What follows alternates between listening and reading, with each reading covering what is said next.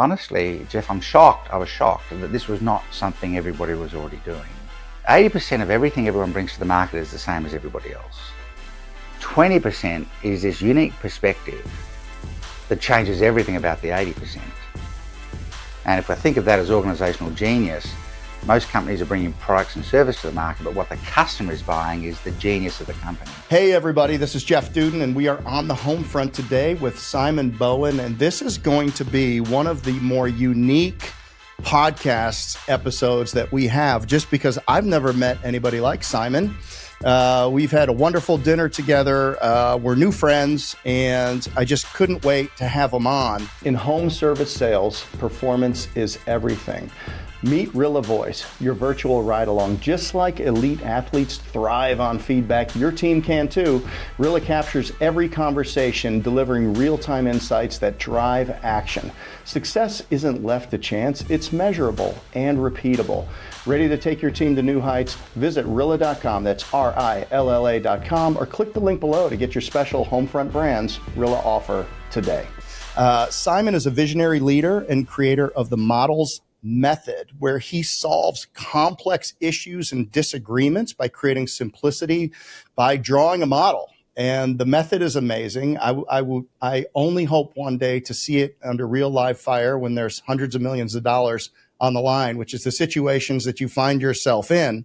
And just you've really helped countless governments, businesses resolve situations that appeared to be complex, but when reduced to a model, you got the job done, which is why you are a global thought leader in this regard and an inventor of the model method. Simon Bowen.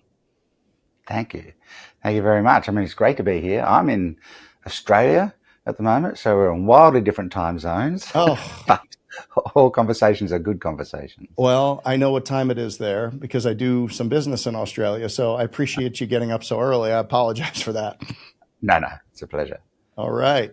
Have you had your cup of coffee yet this morning? Yeah, I have indeed. I'm good to go. All right. Well, Simon, you've got an incredible background, and it really sets the stage for how you developed your unique method for solving problems and helping people solve problems. Can you share a little bit about how you grew up? Sure. Well, I grew up in really small, rural towns in Western Australia. When I say small, I mean 900 people, 400 people, and then farmland around it, and lived in those environments until my early 20s, really. And in those environments, one of your uncles will say, go out to this back paddock, and then they draw it in the dirt. They draw the roads in the dirt, and then they kick it over with their foot, and it's gone again. And you had to acquire and retain information by what was drawn in front of you. If my father wanted to build something, he'd draw it out on a piece of paper, and then he'd kind of go and build it, right? He'd weld it or make it out of timber or whatever the case might be. And then my first working life was in electronics and electronics, and you can't, I was creating circuit boards and diagnosing fault, and then ended up in the transport industry, specifically automotive, doing, testing, diagnosis for Nissan at the time and other companies. And, I had this, you cannot do anything in electronics if you can't draw and understand a circuit diagram. So here's kind of one of the earliest realizations I had. Everything that humans do, and certainly everything we make, this equipment that you and I are on at the moment, all of the tech we're using, everything in the room that I'm sitting in, its first appearance in the physical world is almost always as a drawing on paper, or drawing these days on a computer screen, on CAD or some sort of design element.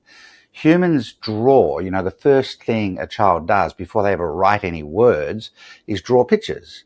And they're not great, but their parents, that's amazing, and they frame it and they put it up. And we have this, we have our oldest, Australia has the oldest living culture in the world with our Aboriginal people, 60,000 years old. All their stories passed down through cave art, so we're deeply and emotionally tied to drawing.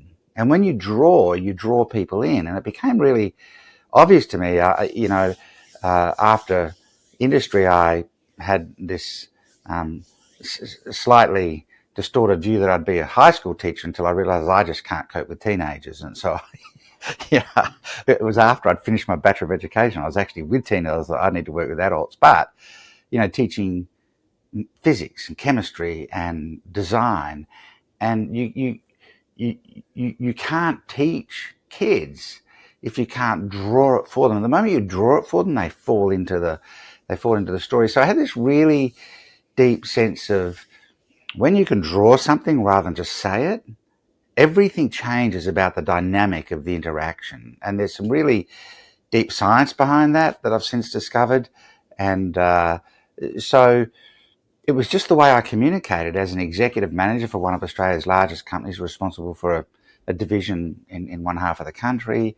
It was just how I sold, expensive manufacturing deals to building companies and things like that. It was, I would draw, and people would say, "Could I get a copy of that?" Right? And I used to carry a camera with me back in the day, and I say, "Well, I'll take a photo and I'll tear out the page for you." So what I realized was I was equipping that person to become a salesperson back into their organization for me. So this forward scout who's digging around whether we could actually help them has now taken my sales tool that I've just drawn for them live back into the organization. We need to talk to this guy, look at what they could do for us. And so over a 25-year consulting career with, we had our own management consulting business. We were dealing with, the government would say, we're going to build a $1.4 billion sports stadium. Can you get everyone to agree on what they want in that stadium? And that process that I facilitated and informed the brief for the architects. That stadium won best stadium in the world the year it opened. We're a ferry building company. We want to go and build ships for navies. How would we sell that? Well, draw, and then every other industry and category and size of company that you can think about. Because when you draw people in. It's such a basic aspect of how we communicate, and it's almost like a lost art. It's kind of fascinating. We've become so word dependent. But words matter. We're the only species on the planet that has to be able to articulate a concept in language to fully understand it. Lions don't sit around and say, what are we going to call this thing? And one of them goes, well, it's hunting. Like we go and hunt, we kill, we eat. No, oh God, that's so aggressive. Could we call it acquisition? No, they just go and do it, right? But humans have to put a word on it.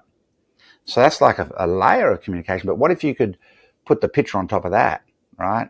And let the mind see it. 83% of the information that we bring in to the brain from the world around us comes directly through the optic nerve, only 11% through the ears. Why, in sales, for example, or leadership or influence, would we just rely on the 11% when the 83% is available to us?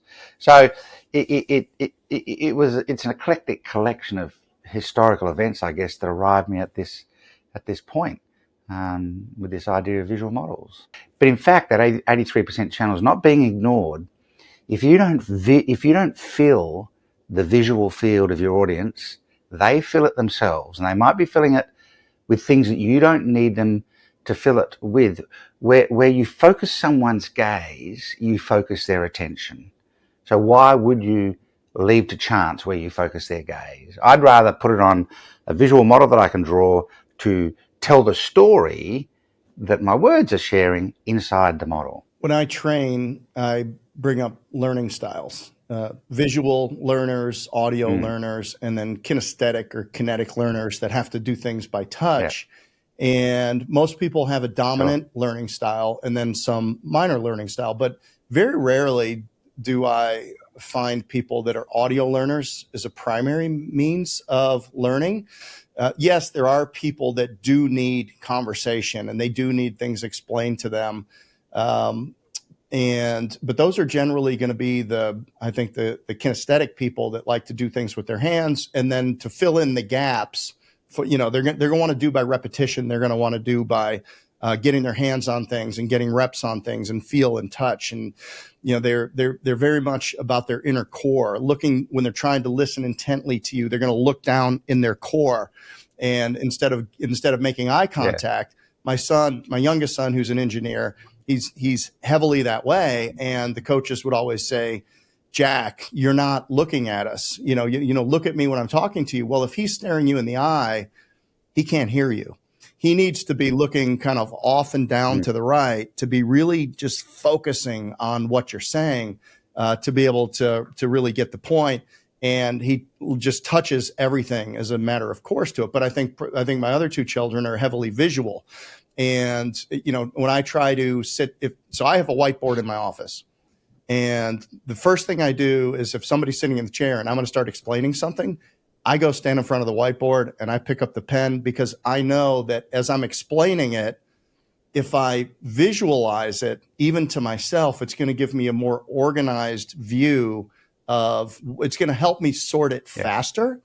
So I think that's fascinating, because it's the visual nature of your work really is hitting most of the people right where they need it. Oh, look, absolutely. And the learning modalities really relate to the sensory system that we use to bring information in through the optic nerve. So we actually have, in simplistic terms, 5 modalities: visual, auditory, kinesthetic, gustatory, and olfactory. Licking and sniffing are not recommended in sales or anything like that. So that's frowned upon in our So employee manual. Yeah, so we ignore those. So we're left with visual, auditory, and kinesthetic, right? In education, and as I said, I went and studied education, and then once I completed my Bachelor of Education, realised school was not the setting I needed to be in. We know that there's at least 12 to 13 different learning modalities that students actually have. And, boys relate very differently to the modalities than girls. I became fascinated with what happens inside the mind once you get past the sensory wall, if you like. And so the modalities were often, how do we bring information in, but what do we do with it in our brain? So if you say to somebody, describe your primary school to me, and let's say they're an auditory receiver, describe your primary school to me, they'll receive your question in auditory, but in their brain, they're not running through a series of words. They're actually getting a picture. They're imagining imagery. And so what happens in the brain is the brain doesn't operate in language. It operates in imagery. So the right hemisphere of the brain is an image and holistic making machine.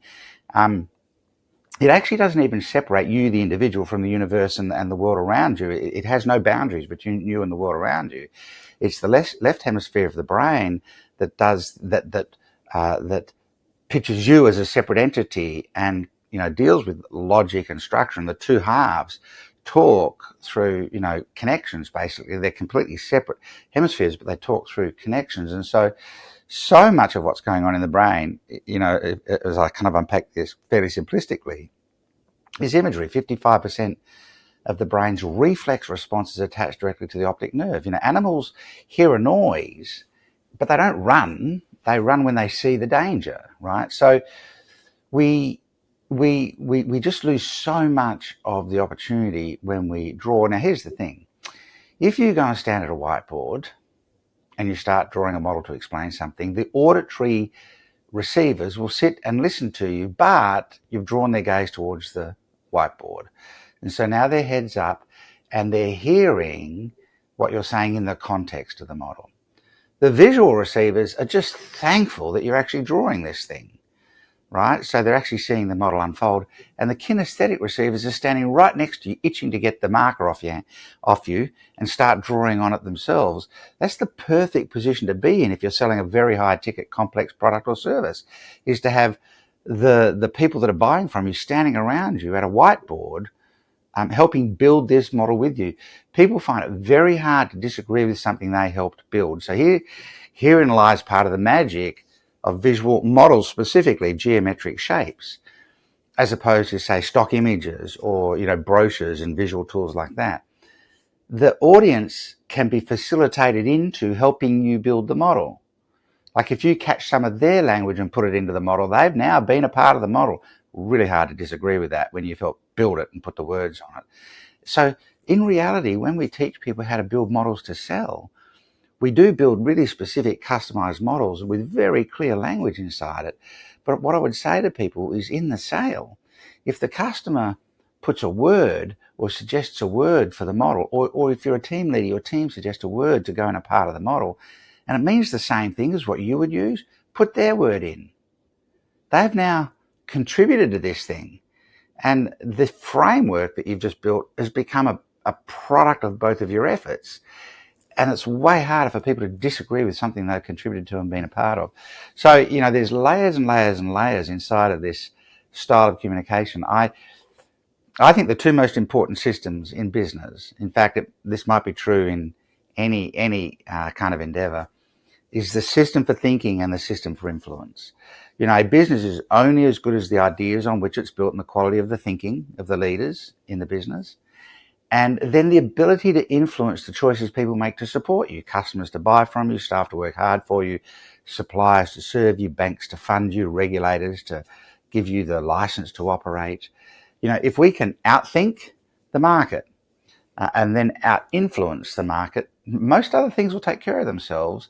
And I went hunting for what is this system for thinking and influence. And today I really believe that, one of the most potent systems for thinking and influence I could actually think of is visual models as a mechanism of communication. Will you talk us through the time where you realized that helping people solve problems through visual models could be a business for you and could make an impact for so many? Sure.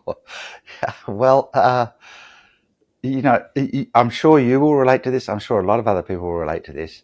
I had been a senior executive manager in one of Australia's largest companies. I'm managing manufacturing facilities, and I had a sales team of about 30 account reps taking care of Western Australia. We sold plasterboard and roofing insulation and roof tiles and to building companies and multiple manufacturing facilities. And I just always drew, to explain things, and didn't think anything about it.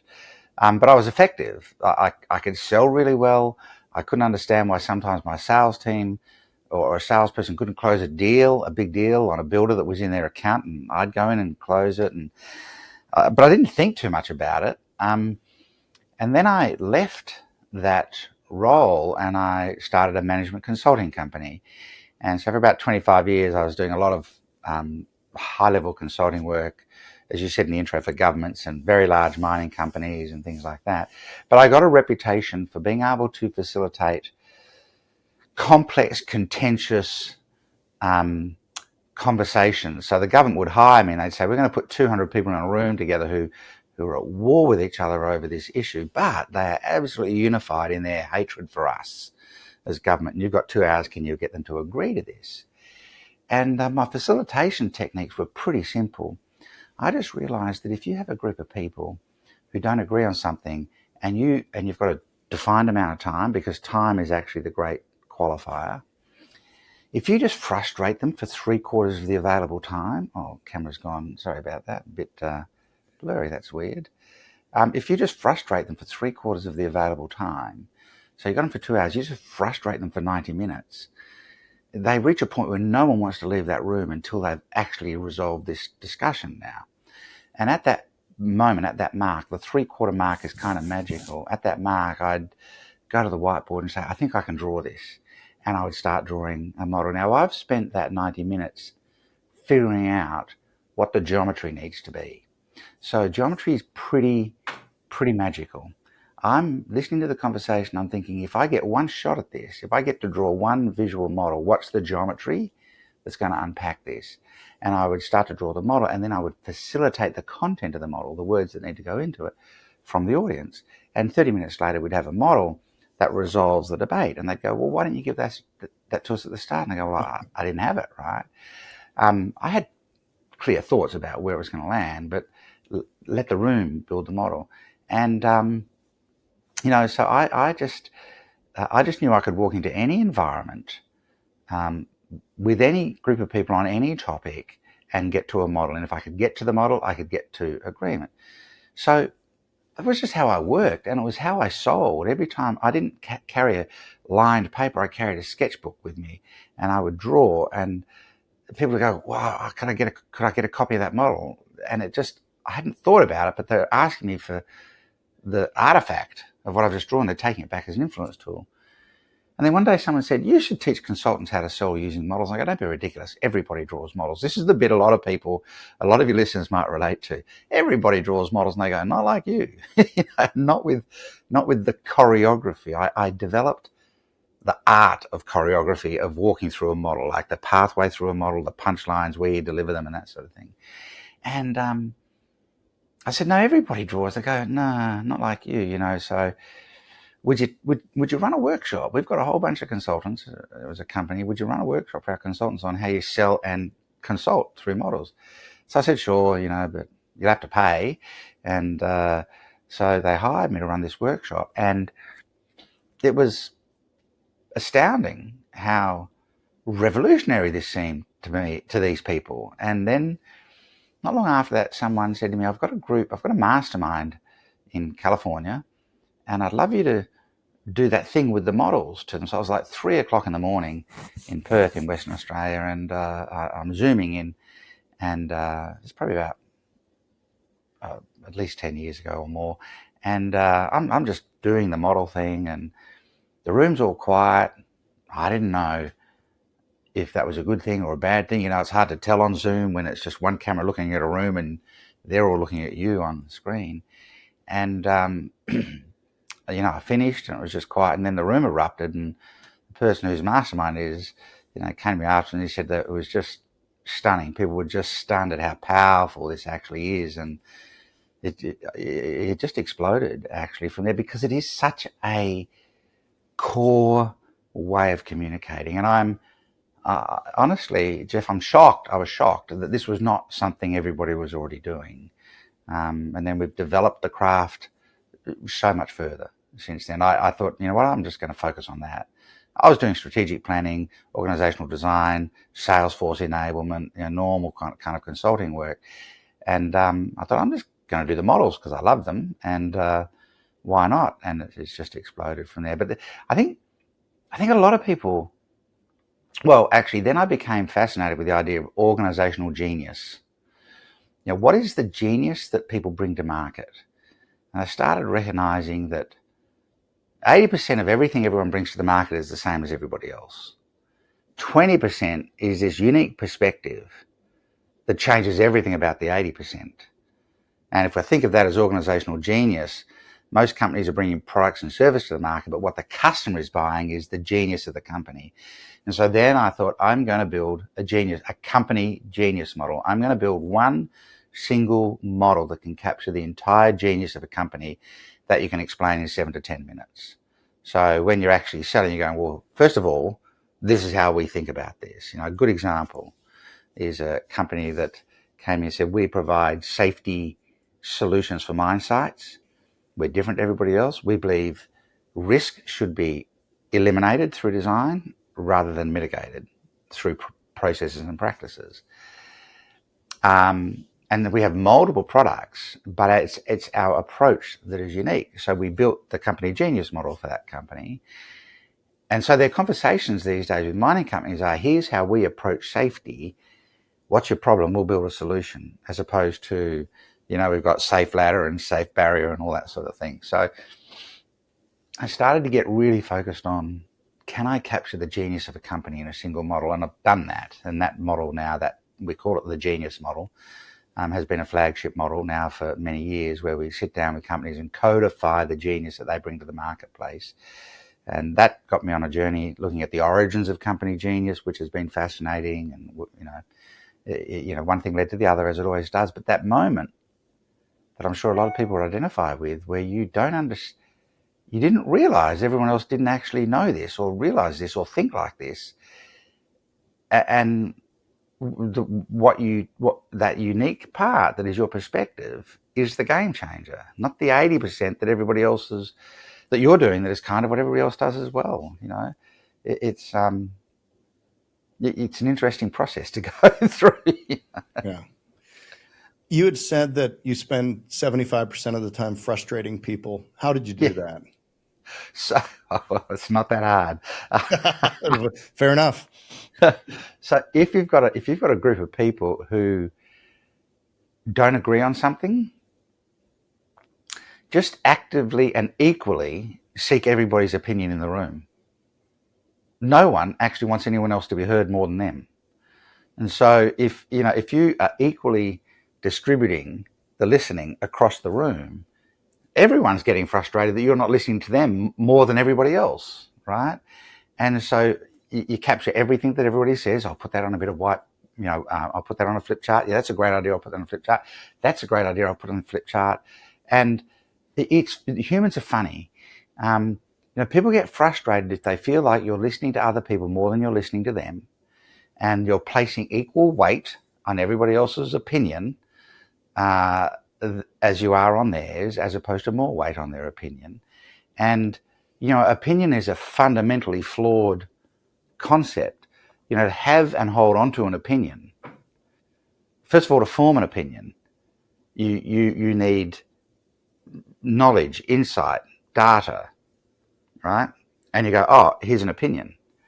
But then to hold on to an opinion, you need ignorance of all evidence to the contrary. And so you can only believe that the world is flat if you choose to ignore all the evidence that it's actually a sphere, or a globe. And so, to have and hold on to an opinion, to form it, you need evidence, data, information, etc., experience. But then when evidence starts to say to you that might not be totally true, you need to be willing to let go of a part of that opinion. And so to hold on to it, you need a level of ignorance. That's what made Einstein so good as a scientist. He knew that the general theory of relativity would only hold up to a certain point. He just didn't have the rest of the evidence of quantum physics to take it any further. But he knew that's why, and it's why the scientific method really has theories and very rarely laws, because we've got to keep testing, So I would just be a great facilitator in terms of, I'm going to listen to everybody in the room, like you're all equal. The client, the people engaging me will say, we should tell you who's in the room, and who are the troublemakers, and who's got an out there kind of opinion. And I would say, I don't want to know. I don't want to know who's in the room. I mean, the whole room is valid for me. And it's interesting how wedded we are to we should be listened to more than everybody else. And so I would just listen to everyone fairly, equally. No one gets sacrificed in the room for the sake of making it a point. I'd make sure it was safe for everybody.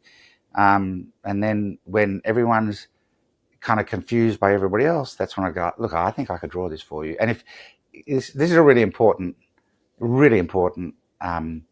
observation, I think, for Jeff, for people in general. When you become the sense maker, you become the sage. We're in the middle of complexity. When you become the person who goes, think I could draw this for you, think I could make sense of this for you, think I could unpack this for you, I think I can get to simplicity for you in the middle of this complexity. When you become the sense maker, you become the sage. And so many companies are selling from a space of being the hero these days, as opposed to let the client be the hero and you be the sage. It's a much, much more powerful position to sit into. You're consulting, and you're really using models because it's your preferred method of sorting information, and you're writing them on a board, and it was basically your working papers. It was a means to an end. It was part of your method, but that deliverable of the model became the product, which I think is fascinating. Yeah, well, it's interesting. That's the system for thinking and influence, right? We use the model to unpack deeper thinking and then simplify it in motion, basically. And then the model itself is the artifact that is actually the product. So when we build a genius model for a company, the model actually becomes the product. We're making the company the product, not the product's the product. And so people buy the company first, right? So if you're a construction company, people are buying you, the company, not the constructions, right? And so we make the company the product through the model, so that people know that they're actually dealing with a company that can solve the kind of problems, challenges, or whatever the case might be, that they're actually wrestling with. And, we've worked across the financial services sector, insurance, banking, construction, mining, engineering, medtech, pharmaceuticals, services-based industries, coaching, consulting, accounting, law. We haven't found an industry yet where we can't codify the genius of a company. And it's a different level of conversation where you're saying to the customer, let's talk about who you're dealing with first. In home service sales, performance is everything. Meet Rilla Voice, your virtual ride-along. Just like elite athletes thrive on feedback, your team can too. Rilla captures every conversation, delivering real-time insights that drive action. Success isn't left to chance, it's measurable and repeatable. Ready to take your team to new heights? Visit Rilla.com, that's RILLA.com, or click the link below to get your special Homefront Brands Rilla offer today. How translatable, how successful have you been able to translate your methods to other people? Because I would assume that you need to have a certain amount of talent to be able to do this. I've watched you draw. It's, you clearly have a hand for it. You have an eye for it. There's also a lot of information that is getting simultaneously incorporated into this model. So you've got to be able to have multiple opposing or different ideas running through your head at the same time, which is one of the signals of intelligence. So I would think that even if you were able to have some, apostles that you taught to do this, that they're not all going to be created equal. And they would have to be pretty good mental athletes to be able to take your work and give it the type of presentation that you would. Is that fair? Yeah, it's trainable. Okay. It is definitely trainable in that because we can teach people choreography. Okay. That allows them to kind of understand it a bit more. For those of you listening on Apple or Spotify or on an audio platform, check this out on YouTube. We've got this is a visual exercise that we're going through here, and I will do the play-by-play if Simon starts drawing. It looks like he's going to start drawing something here on the screen. Hopefully. And I'm just going to do this for you. Okay. All right. We see it. Circle. It's starting to get there. Now, when you're working, do you use an iPad or something like that and then project? I'm using an iPad, connected to the to the computer. I'm using a bit of software called Ecamm Live. OBS is the equivalent to that that actually gets the job done. So the question you asked though was, how transferable is this? I wanted it to be teachable. So creating a model is one thing, like working through the conversation with people to build a model, capture a model is one thing. But then we needed to turn into a presentation form, right? I wanted to be able to stand on stage at a conference with my iPad and draw on my iPad and have it go up on the screen behind me with me walking around wirelessly while everyone else is using PowerPoint. And, when I do that, everyone's taking photos of my screens. They want to know, how are you getting that from your iPad up to the screen? It's not magic. It's just software, basically, on your computer connected to the screen. But I needed to be able to teach people how to draw a model while you're having a conversation with people and while you're unpacking it. And actually the super skill, Jeff, is facilitation, not selling. So facilitation is a super skill. Facilitation is the skill to be able to hear and speak at the same time. So to really hear what people are actually saying and also be equipping yourself with the next question to ask. It's that duality of incoming and processing and outgoing. Now, there is a certain amount of capability required to do that, but anyone that's started a company, anyone that's taken the risk has the ability to be trained to be a facilitator. And there's techniques and things that make that easier. But I studied stage magic and comedy because I wanted people to be able to walk through a model and have the thing land. And the thing about stage magic and comedy is they both do the same thing. So they both have this, they have a pathway that they want the audience to go through. Okay. And in that pathway, they're building the known paradigm. They're actually taking the person through a known conversation, a known and understood experience, if you like. The joke is the setup, and it's a story that the audience knows, or the trick that's being revealed. Like as I riffle my finger, tell me when to stop on the deck, and like it's a known paradigm. Right.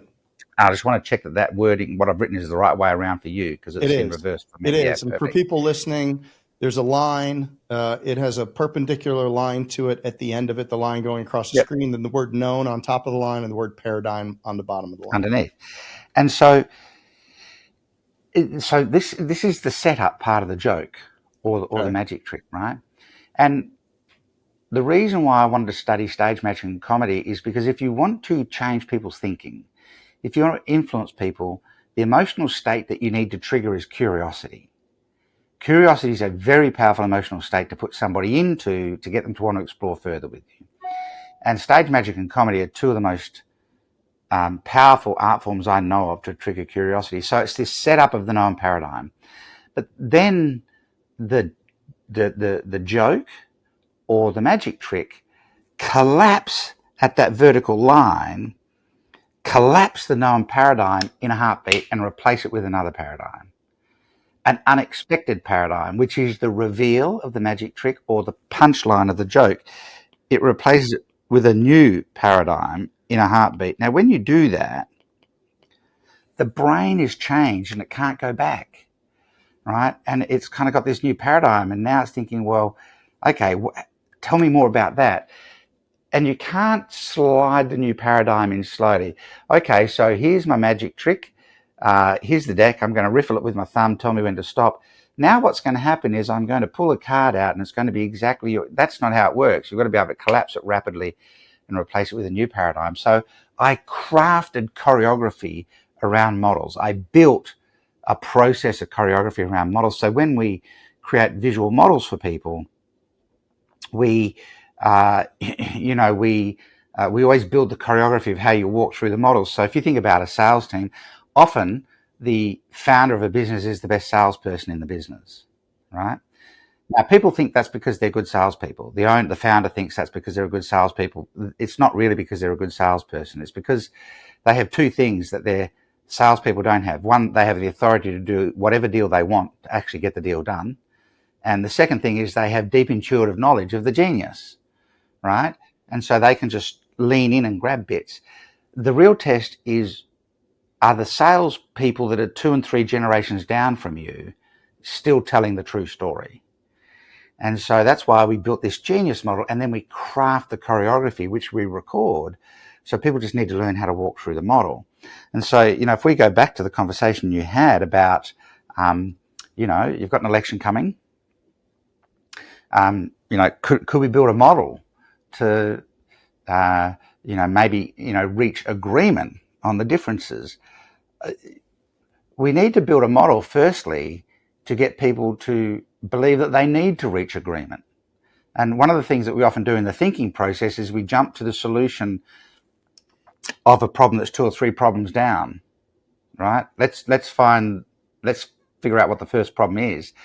The first problem is, do we even need to reach agreement? And, this is not unique to the US, of course. Australia has its own political differences and divides, and so does Europe and everything else. And so we live in a world where people perhaps should be questioning, do we actually need to reach agreement? And so we might have a model that acts a little bit like this. I'm just going to give myself some boundaries here so I know exactly where I am.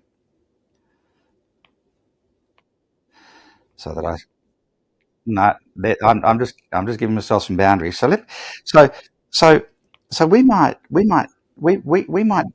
draw a square on the left hand side and say, where we are today,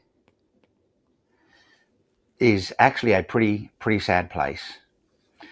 We live in a world that's divided along political lines, along personal lines, and it's October 2024, and the one thing that will beat all of us is time. The simple passing of time, however long that is, 2 years, 4 years, 5 years, 20 years, however long that time frame is, we are going to be in our future circumstance. So whatever today looks like will be irrelevant in 20 years' time. We're going to be in our future circumstance. Now, people say you can't predict the future, but we actually can. We know that in 20 years' time, we will either be in a green future where the country is aligned and we have a peaceful and powerful country, or we could end up in a red future where the country is divided, and we'll have a broken and angry country, or a broken and weak country. And the reality is those two futures lie ahead of us. But the problem is the pathway to the future is not a straight line. Time bends everything and compounds everything. It's one of the great effects is compounding. Time compounds good and bad. So time just keeps compounding bad downwards, but time also compounds the good upwards. And so we compound downwards if we just drift. Drift always heads downwards. We compound upwards if we make great decisions and then take action on it. And the reality is, if we continue to drift like we are right now, we are definitely going to end up down here. And the gap between the red and the green just gets greater and greater and greater as time goes on. Here's our real problem. If we drift on the red line and we don't make the decisions we need to make to be on the green line, and other countries do, they win and we lose. And jumping back to the green line becomes impossible. But here's the thing we all have to realize. Right now in October of 2024, if we are on the red line, and Jeff, would you say that around the world we're seeing countries on the red line in terms of as nations? I think in great numbers. Great numbers, right? So right now, we're actually as close to that green line as we're ever going to be. Mm. The past doesn't actually matter anymore because it's already happened. The future is ahead of us, and everything's going to hang on whether we decide we're going to get onto the green line today or not. Now, the only way we can get onto the green line today is to put aside, put aside disrespect and hatred and violence and everything else, and start working through some level of understanding and agreement, so that differences can be explored and brought to some sort of resolution. But as long as we vilify differences of thinking, we're on the red line. It's drift. We just drift down. We just keep doing what we're doing. We're going to drift downwards. So the only question is, do we want to be on the green line? Because if we don't say that we want to be on the green line, let's just recognize that this is going to happen, accept it, and live with the choice we made. And let's drift down to disaster. But if we do want to be on the green line, we've got to make some decisions. And indeed, I unpacked Martin Luther King's speech with this model.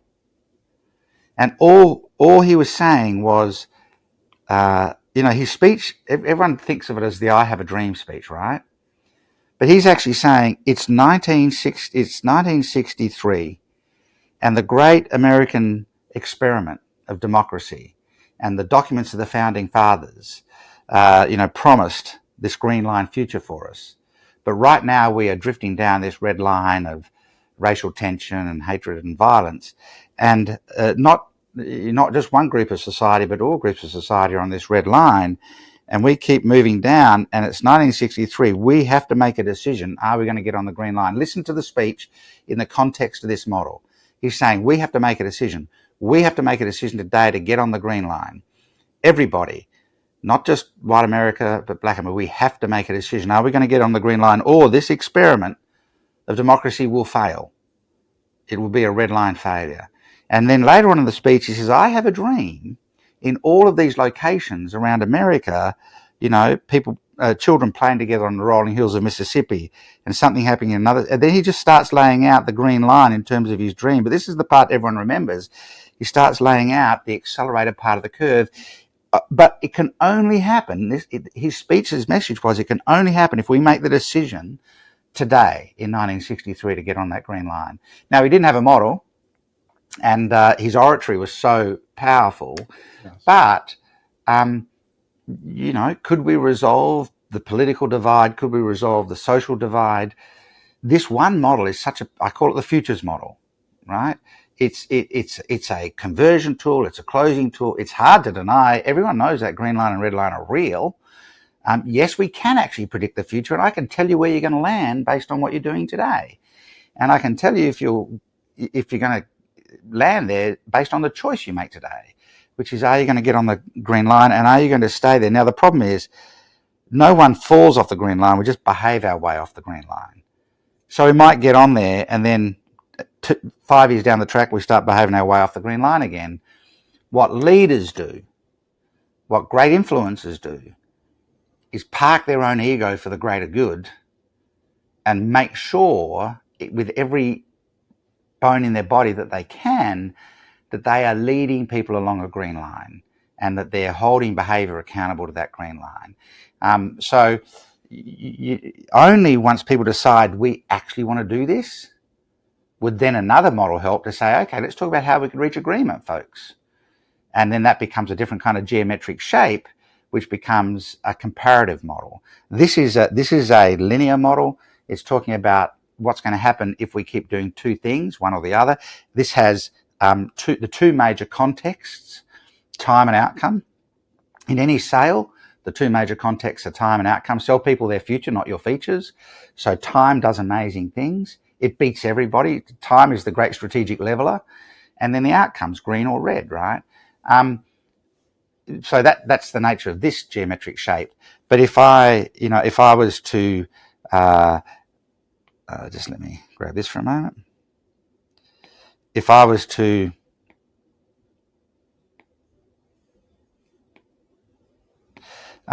draw a 2x2 matrix, we start with dimension A and dimension B with low and high, whatever they might be. I start getting a comparative shape where I might say, okay, so if the two lows play out, we get this scenario. If we get a low and a high, we get that and we get that. But if we want green, we need to be high on both. And so I could start to work through what these dimensions might be and start to unpack it. There's an endless number of geometric shapes. There's an endless range and way of using them. And then it's choreography. Now, there was no accidents with anything I said as I walked through that. That was all choreographed, and it can all be taught to people. So, in fact, we have hundreds and hundreds and hundreds of companies around the world where people have built their models and then we've taught them the choreography. I had somebody just recently that's been working with us, and they got on stage. They've never sold from stage before, but they got on stage and they just drew this model, the futures model, and closed the room basically.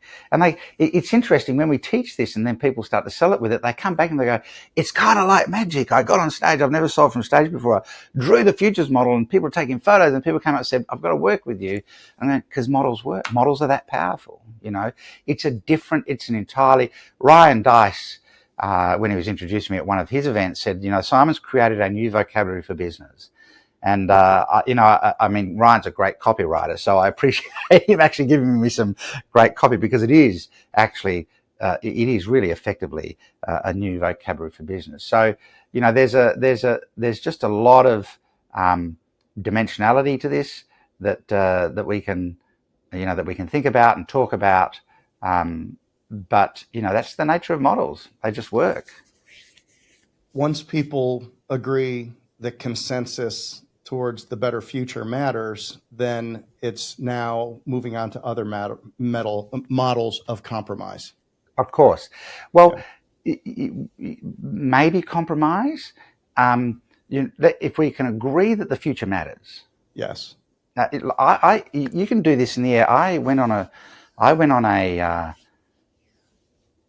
an environmental cruise to the Antarctic in March of this year, and I was asked to come along to get the 100-odd people on board that ship to talk about, think about, and start taking action towards what can we do for better environmental management, greater kind of impact over climate change. There are many issues in terms of the environment, but the burning bridge, the one that's going to hit us hardest, soonest, is the amount of carbon in the atmosphere. And they said, we want you to come along and get people to agree. And so on the opening dinner, I had no whiteboard or anything else. And so I stood in front of the audience. I said, so folks, imagine this. We're standing here right now. It's March 2024. And there are two futures ahead of us. There is a green line that heads up to a clear, clean atmosphere where carbon is not the threat that it currently is. And let me get that to work. Or there's a red line heading down. I just made the shapes in the air with my hands, where we are rapidly moving towards the carbon budget being full, and rising temperatures, rising ocean waters, and things like that. And these two curves accelerate away from each other as time goes on. And as we stand in this room today, we're on the red line. How many of you think we're on the red line? Universally, they all put their hands up. How many of you? How far along that red line do you think we are? And most of them felt like we were already 3/4 into the distance, right? So, if we're as close as we're ever going to be, when is the best time to do it? When is the best time to do this? I mean, how long should we wait? The answer is right now. Okay, well, as we go on this trip to the Antarctic, I want everyone to stay focused on what can we do to put ourselves on the green line and keep us there. That's the focus. And so it's certainly a powerful process that we need to get through. One of my daughters said, could you create a model that we could put on social media that would get political leaders to pay more attention to the climate? And I said, well, yeah, A, do I want to do that? And B, yes, easy. I would share the futures model with the world. I'd explain it in the context of the climate. And then I would just ask people on social media to put your political leaders on that model. Where do you think they are? What line do you think they're on? And how far along that line do you think they are? And share that back into social media, and let's get the world's political leaders put on the futures model in the context of a topical issue. Are they on the red line and a long way down the track? Are they on the green line and a long way down the track? Are they just at the start? Let's get the will to do it first. Will precedes action. So let's get the will to do it, get into collaboration, compromise when we need to, work our way through that with models, and unpack the conversation. So, often it'll be one or two models working together to tell a story. But importantly, you want to facilitate people into it. It is a completely teachable, transferable methodology. And certainly when we build a genius model for a company, we're working closely with the company and unpacking the core genius of that company, which usually starts with an origin story from the founder. If I can just indulge one more time. If we think about company genius, where does it come from? And if you think about company genius, it comes from three things. First of all, it's a who, which is often the founder of the idea. And that is, what is their philosophy about the thing that they do, about their life's work? What do they truly believe to be true? And then what is their history or their high story? So what did they learn from the wins, and what lessons do they get from the losses? And then what is their expertise, formal and informal, trained, education and experience? And so someone comes up with an idea, a founder kind of through their philosophy, their history, their expertise goes, here's the thing that could help the world. And so then it becomes a what, which is the big idea. And that comes down to what's the context of this thing? Why should it even matter? What's the concept? So that's usually product or service design, the thing itself. And then the third thing that people don't really pay enough attention to is the consequence. How repeatable is the outcome of this for anybody? A big idea is only a big idea when it's repeatable, right? And then the third dimension of company genius is how, which is delivery. How we go about bringing it to the marketplace, which is speed, ease, and leverage. Everyone wants fast, easy, and valuable. And so here's what happens. And we notice this a lot when I work with heritage brands. As the founder steps back from the business, which invariably happens, initially the founder's doing all the selling. So the founder is selling this whole picture intuitively. But as the founder steps back from the business, usually it's in sales first. Other people start selling. And then as they step further back from the business, other people start driving the business. What happens is the business gets reduced to the what and the how. And the first thing that leaves the sales conversation is context. All the value is in the ambiguity.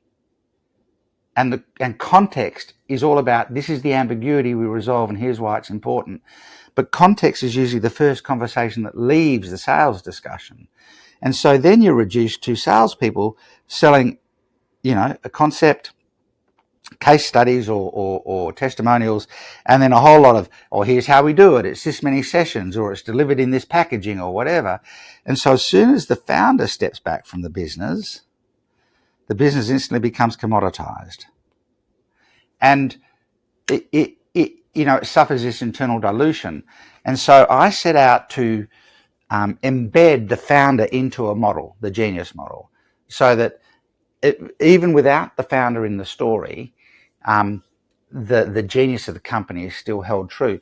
Look at every great company in the world had a human at the front of it. Steve Jobs and Apple and Richard Branson and Virgin, and even GE and Jack Welch, who was not the founder but certainly the key person.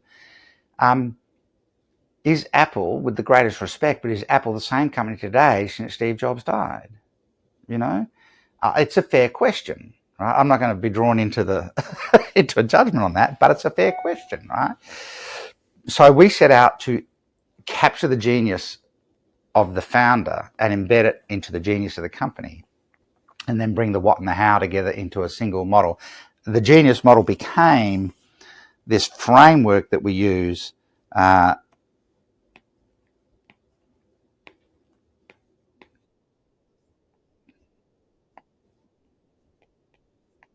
yeah. And so this framework I created a 3-circle Venn diagram where the center of the Venn is what I call the $1 million promise for the customer. The one big thing that should change contextually for the customer. The 3 key outcomes, the petals around it. And so right at the heart of the model, at the heart of the business, is the customer and everything they do. We usually tack the customer onto the end of a process as opposed to build the whole business around them. And then the circles that make that center of the model become they become the delivery, the delivery mechanism. This is our concept. If the middle of the model is context, the customer, the $1 million promise to the customer, the outcomes we must deliver are the context. The 3 circles are our levers, the concepts, and then the 9 segments around the outside is this bridge into reality, where we go, these 9 things are the capabilities we bring to the table that make the difference. And so I set about capturing company genius into a framework that you can walk through simply in about 7 to 10 minutes on complex products and services. And so, for example, if you're selling software, think about it. Most companies selling software will do a product demo, sit people down to the software and say, let me show you the software. What if somebody walked in and said, before I demonstrate the software to you, I want to walk you through the design model that sits underneath it. And then you walk them through a model. And now when I show you the software, I'll pull out those design features and show you where we built them in the software. So you can see the value of those of that design. All of a sudden, that product demo is wildly different. It's also said to the customer, if you're talking to people, say in enterprise software sales, and they're not showing you their design model, maybe there isn't one. Maybe this software was spreadsheets that were connected that was eventually turned into software because someone did it for themselves to solve their own problem. Now they've made a platform, which is how a lot of software develops. So it's an interesting thing, Jeff. I mean, I could talk all day about it, obviously. Well, Simon, this has been amazing. I really want to encourage people to get over to YouTube. I appreciate you pulling these models up and building some live on the fly for us. Really, the futures model is fascinating to me, and it just makes so much sense. And I can see the applications for that. Simon, before I ask you our final question, would you care to share how people can either get in touch with you or learn more about your companies? Sure. Our website is modelsmethod.com. We have resources and things in there. I have a bit more information, about the Genius model there. But I do a 20-minute teaching every month. I literally turn the clock on for 20 minutes. And I just do 20 minutes flat out. We have a lot of people come to that. And generally, I'm building a model every month that people could use in leadership, in selling, in marketing, in many different applications. So at modelsmethod.com, they can subscribe to my weekly emails and communication, and they'll be able to get access to that 20-minute teaching. And then from there, we're always communicating with our database. There'll be plenty of opportunity for us to interact. Lovely. Simon, if you had one sentence to speak into somebody's life and make an impact, what would that be? Gee, what a great question, Jeff. I